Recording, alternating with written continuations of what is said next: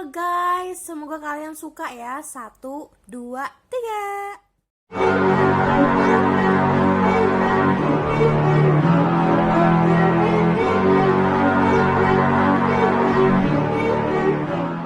Assalamualaikum warahmatullahi wabarakatuh. Saya Adinda Purnamasyana dari Universitas Teguh Bang Semarang. Di sini saya akan menyampaikan dan mempresentasikan materi mengenai peran auditor internal dalam pencegahan dan pendeteksian kecurangan. Langsung saja kita simak. Yang pertama, saya akan membahas mengenai fenomena yang berkaitan dengan kecurangan, yaitu saya akan mengambil fenomena kasus asuransi Jiwasraya.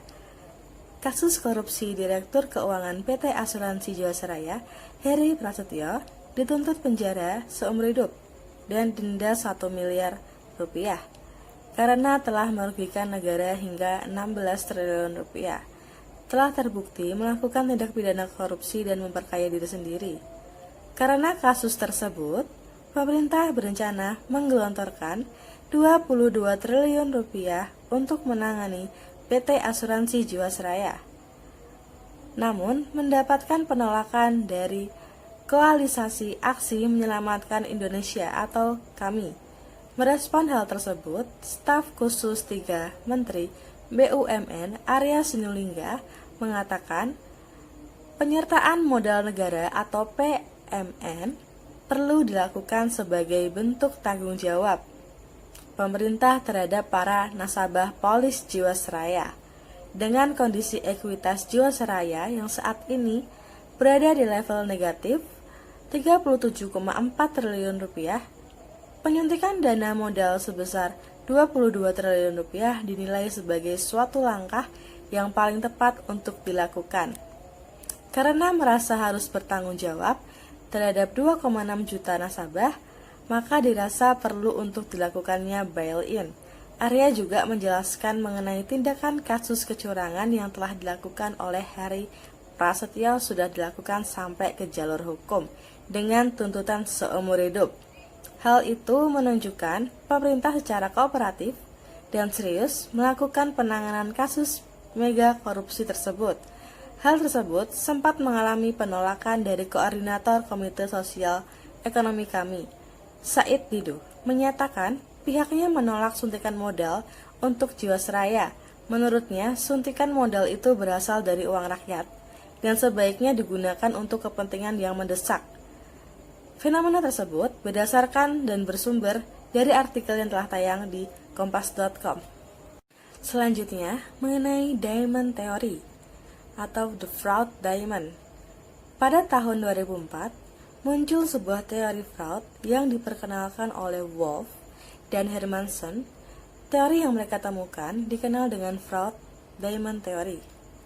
Teori Fraud Diamond merupakan penyempurnaan teori Fraud Triangle. Teori Fraud Diamond menambahkan elemen kapabilitas atau kemampuan sebagai elemen keempat selain elemen tekanan, pressure, kesempatan, opportunity, dan rasionalisasi atau rationalization yang sebelumnya telah dijelaskan dalam teori Fraud Triangle. Menurut Wolfe dan Hermansen, penipuan atau kecurangan tidak mungkin dapat terjadi tanpa orang yang memiliki kemampuan yang tepat untuk melaksanakan penipuan atau kecurangan tersebut. Kemampuan yang dimaksud adalah sifat individu melakukan penipuan yang mendorong secara mereka untuk mencari kesempatan dan memanfaatkannya peluang menjadi akses masuk untuk melakukan fraud. Tekanan dan rasionalisasi dapat menarik seseorang untuk melakukan fraud, tetapi orang tersebut harus memiliki kemampuan yang baik untuk mengenali peluang tersebut agar dapat menarik taktik atau melakukan taktik fraud dengan tepat dan mendapatkan keuntungan maksimal. Lalu selanjutnya ada komponen pengendalian internal. Terdapat 5 komponen pengendalian internal. Yang pertama ada lingkungan pengendalian atau control environment. Yang kedua ada penilaian risiko atau risk assessment. Yang ketiga, ada aktivitas pengendalian atau control activities. Yang keempat, ada informasi dan komunikasi atau information and communication. Yang kelima, ada pemantauan atau monitoring. Kita bahas yang pertama adalah lingkungan pengendalian atau control environment. Menetapkan suasana suatu organisasi yang mempengaruhi kesadaran akan pengendalian dari orang-orangnya.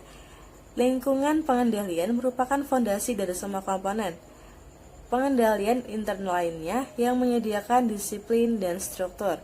Lingkungan pengendalian terdapat komponen yaitu yang pertama, integritas dan nilai-nilai etik.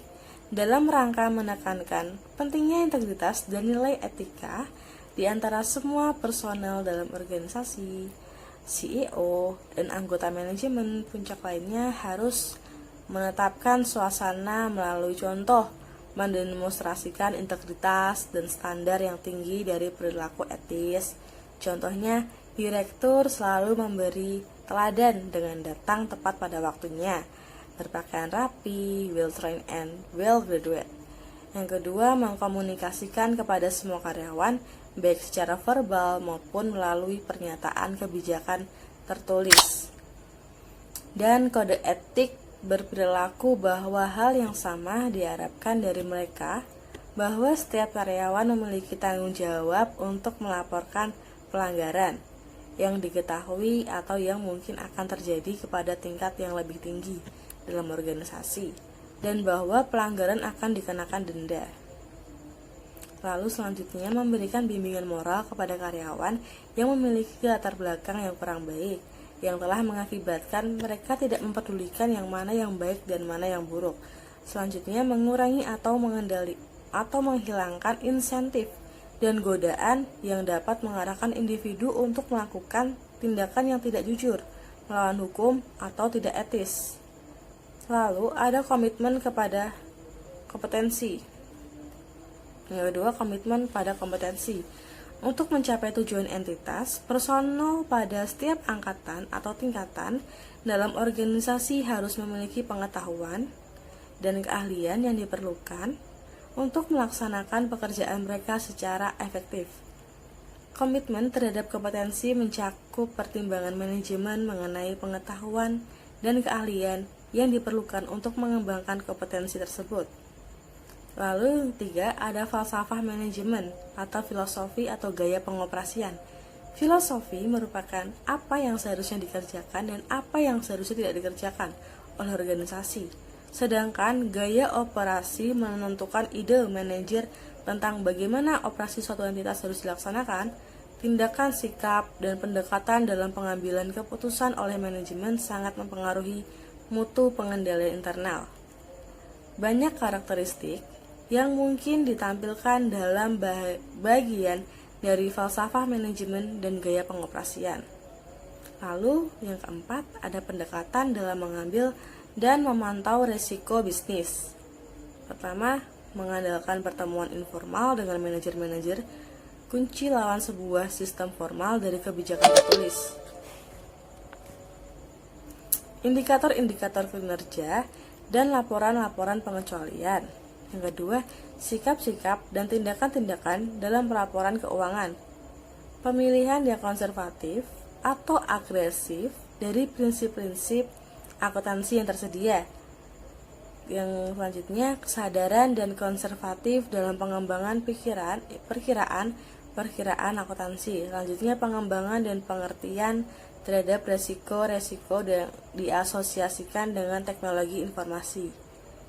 Selanjutnya, sikap-sikap terhadap pemrosesan informasi dan fungsi akuntansi dan personal. Lalu, ada struktur organisasi. Struktur organisasi menyediakan kerangka kerja untuk perencanaan, pelaksanaan, pengendalian, dan pemantauan aktivitas dari suatu perusahaan. Struktur organisasi kontribusi terhadap kemampuan suatu entitas untuk memenuhi tujuan dengan menyediakan kerangka kerja menyeluruh atas perencanaan, pelaksanaan, pengendalian, dan pemantauan aktivitas suatu entitas.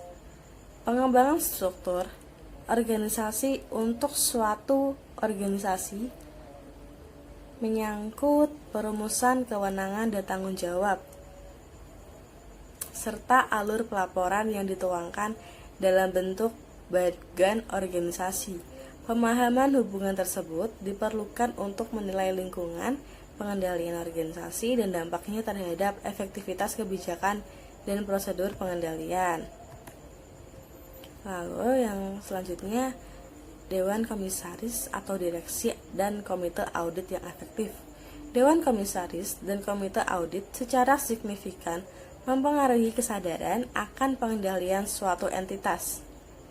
Panitia audit merupakan subpanitia dari Dewan Direksi yang biasanya terdiri dari direktur-direktur yang bukan merupakan bagian dari tim manajemen. Dewan Komisaris dan Panitia Audit adalah orang-orang yang terpercaya dan secara aktif mengawasi akuntansi entitas, kebijakan, dan prosedur pelaporan. Selanjutnya, faktor yang sangat berpengaruh pada keefektifan dari Dewan Direksi dan Komite Audit meliputi orang-orang yang independen dari manajemen yang berhubungan. Dewan Direktur-Direktur luar berpengalaman dan lebih tinggi dari para anggota dan keterlibatan mereka yang dalam dan meneliti dari aktivitas manajemen.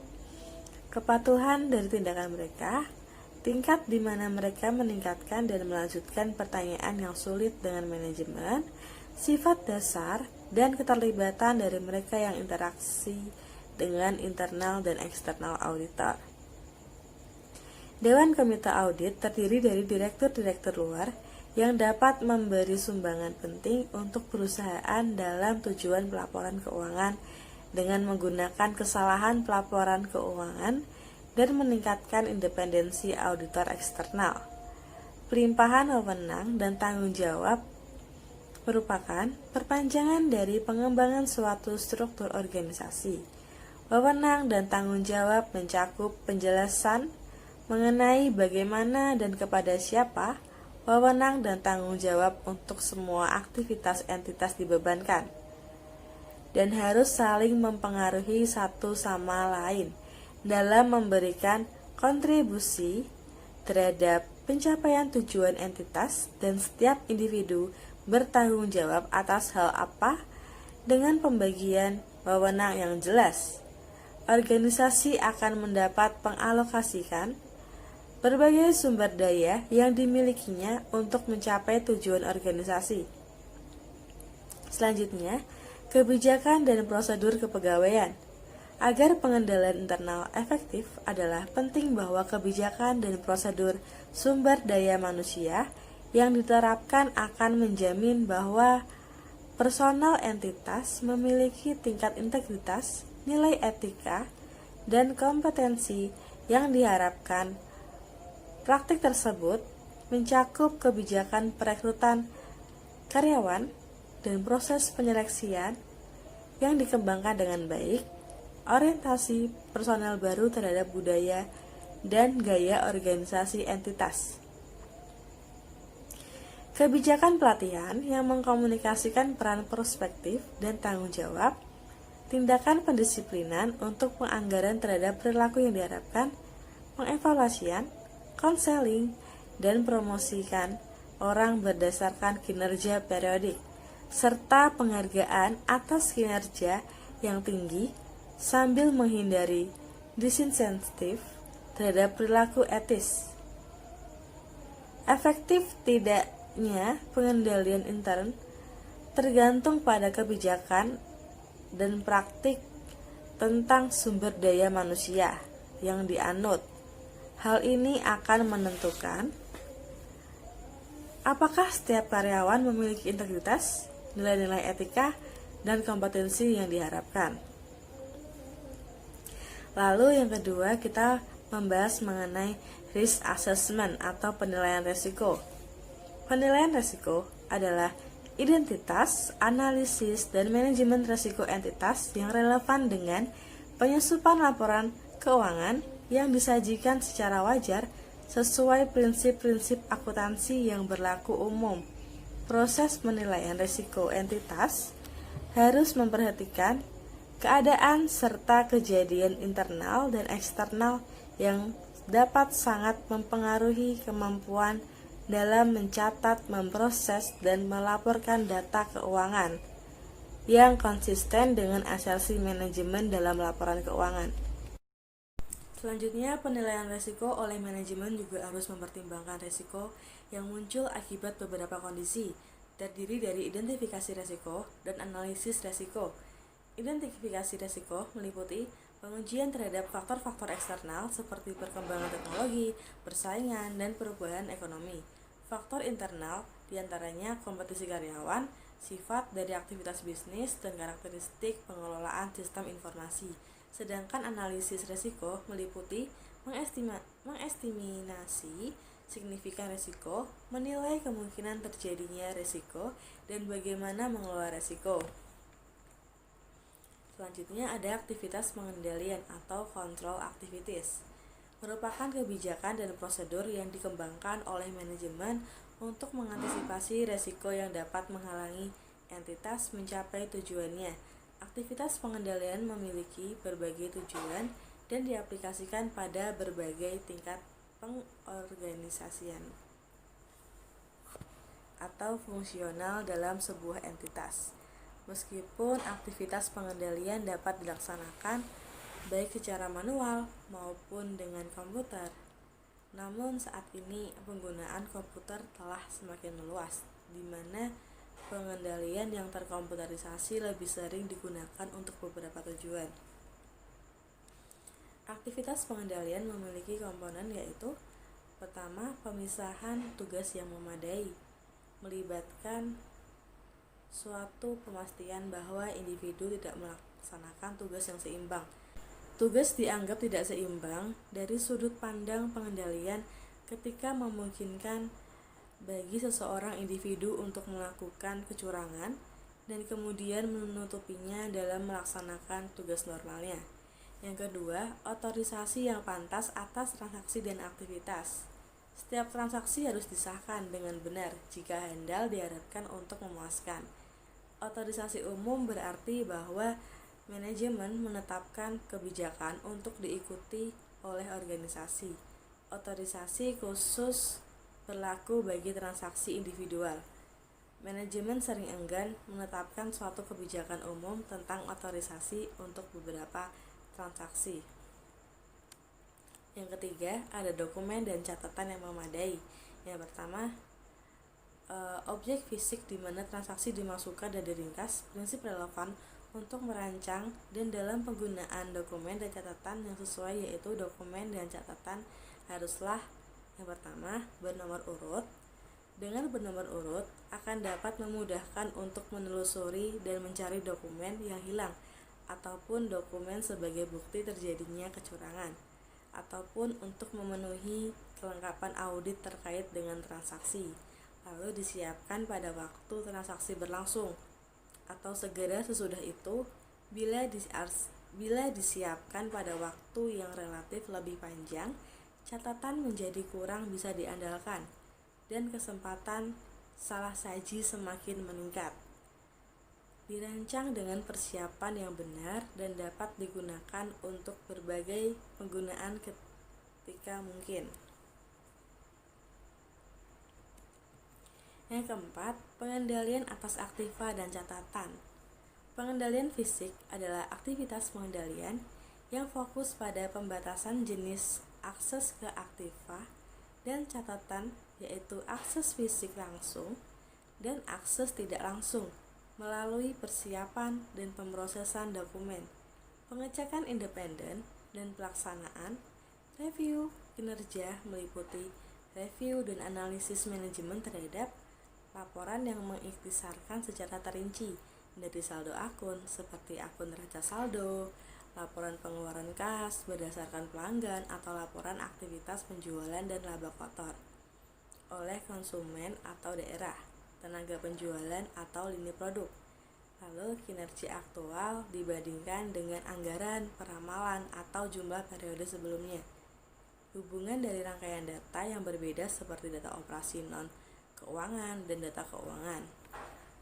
Selanjutnya, ada informasi dan komunikasi atau information and communication, merupakan pengidentifikasian, penangkapan, dan pertukaran informasi dalam suatu bentuk dan kerangka waktu yang membuat orang mampu melaksanakan tanggung jawab mereka. Fokus utama kebijakan dan prosedur pengendalian yang berkaitan dengan sistem informasi akuntansi adalah transaksi dilaksanakan dengan cara mencegah salah saji dalam asersi laporan keuangan dan tindakan kecurangan yang mungkin dilakukan oleh sumber daya manusia. Oleh karena itu, sistem informasi yang efektif dapat memberikan keyakinan yang memadai bahwa transaksi yang dicatat atau terjadi adalah sah, telah diotorisasi, telah dicatat, telah dinilai dengan wajar, telah dicatat dalam periode seharusnya, telah dimasukkan ke dalam buku pembantu, dan telah diringkas dengan benar.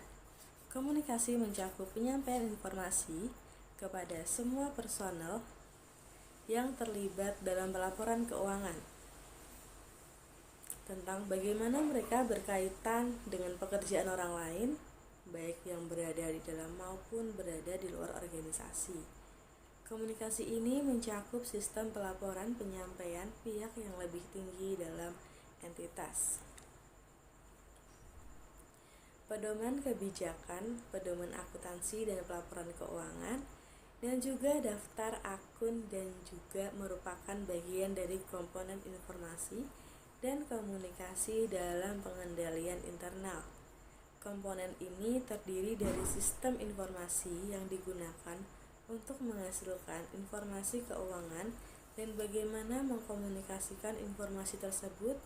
Komunikasi melibatkan penyediaan informasi yang dihasilkan oleh sistem informasi pelaporan keuangan kepada pihak-pihak terkait dari suatu entitas secara tepat waktu. Komunikasi juga mencakup tujuan yang lebih luas dalam hal pemahaman yang jelas tentang peranan individu dan tanggung jawab yang berkaitan dengan pengendalian internal atas pelaporan keuangan.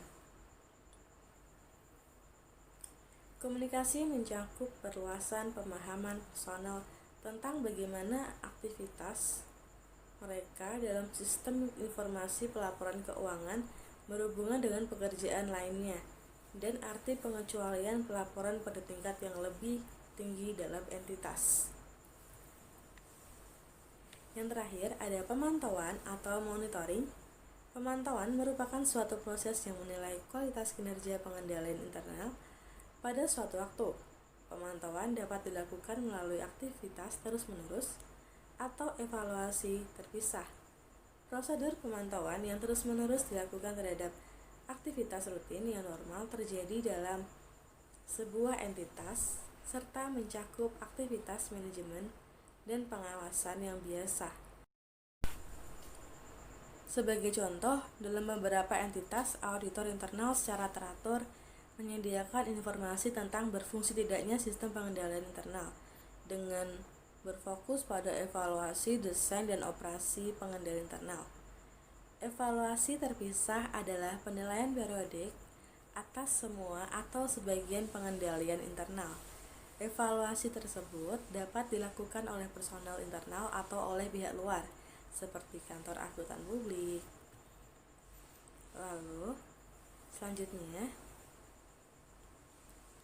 peran internal auditor dalam mencegah dan mendeteksi kecurangan.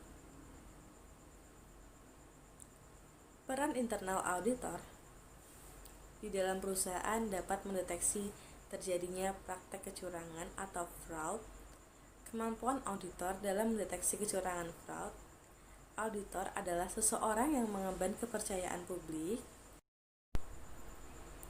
Oleh karena itu, auditor harus memiliki kemampuan yang akan digunakannya dalam melaksanakan tugas audit. Salah satu kemampuan yang harus dimiliki auditor adalah kemampuan untuk mendeteksi kecurangan yang dapat saja terjadi dalam tugas auditnya.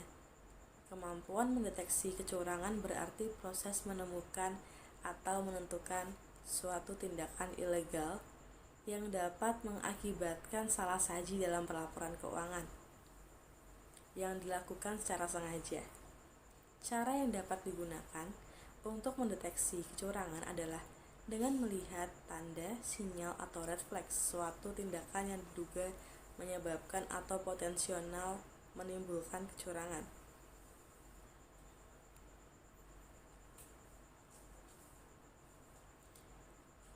Mendeteksi kecurangan adalah kegiatan untuk menemukan kecurangan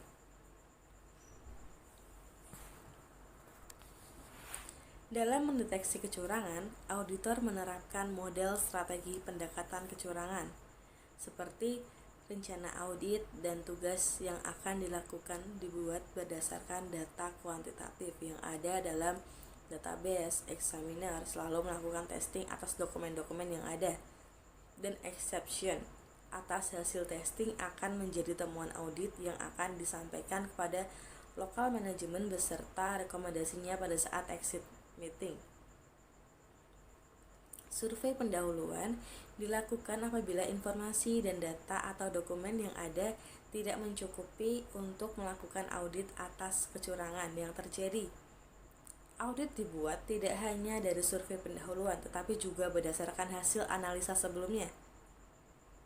Dalam melakukan audit, tim kecurangan sudah memiliki keterampilan, pengetahuan, serta pengalaman yang diperoleh saat mempelajari bisnis proses dan SOP dari audit. Referensi dari hasil audit yang dilakukan sebelumnya, di samping juga dari hasil mengikuti training audit baik internal maupun eksternal. Lalu, terakhir ada kompetensi internal auditor.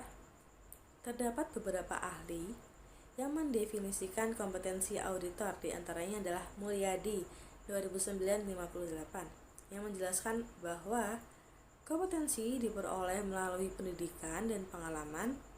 Setiap anggota harus melakukan upaya untuk mencapai tingkatan kompetensi yang akan meyakinkan bahwa kualitas jasa yang diberikan memenuhi tingkat profesionalisme tinggi seperti diisyaratkan oleh prinsip etika.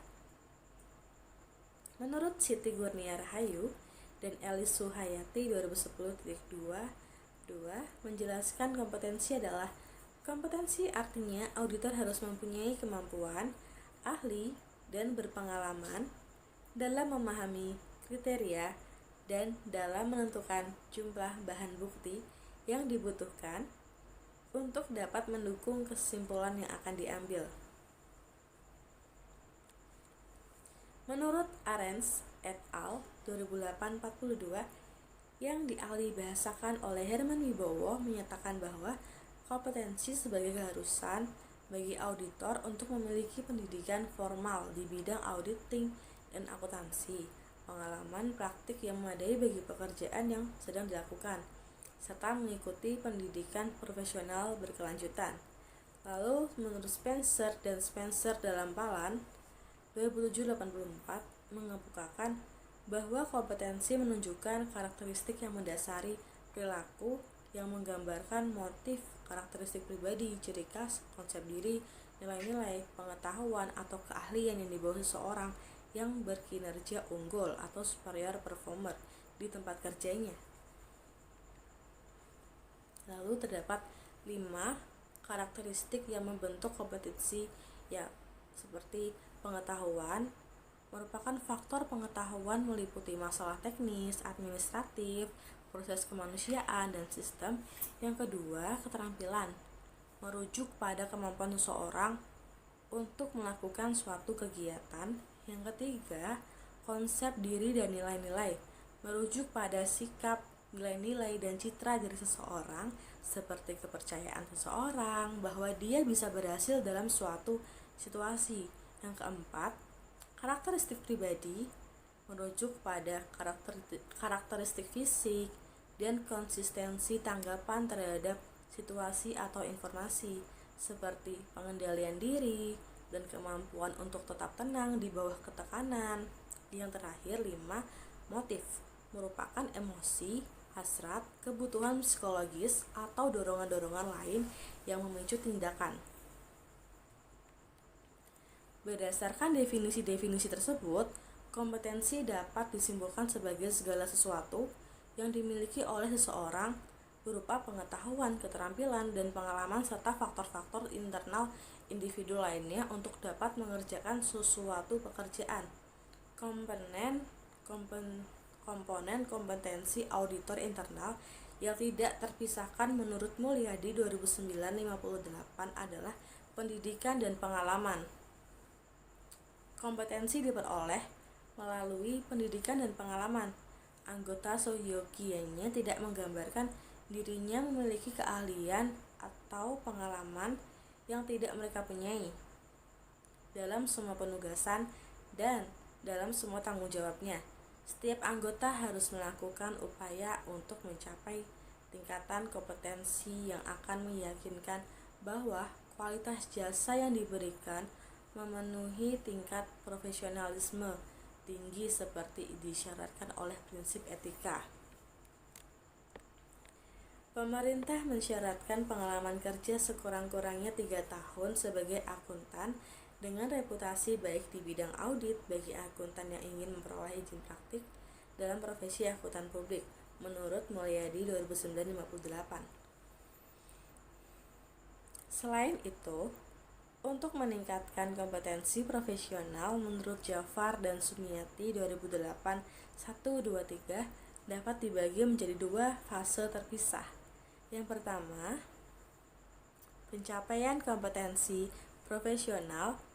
Pencapaian kompetensi profesional pada awalnya memerlukan standar pendidikan umum yang tinggi, diikuti oleh pendidikan khusus, pelatihan dan ujian profesional dalam subjek-subjek yang relevan, dan pengalaman kerja.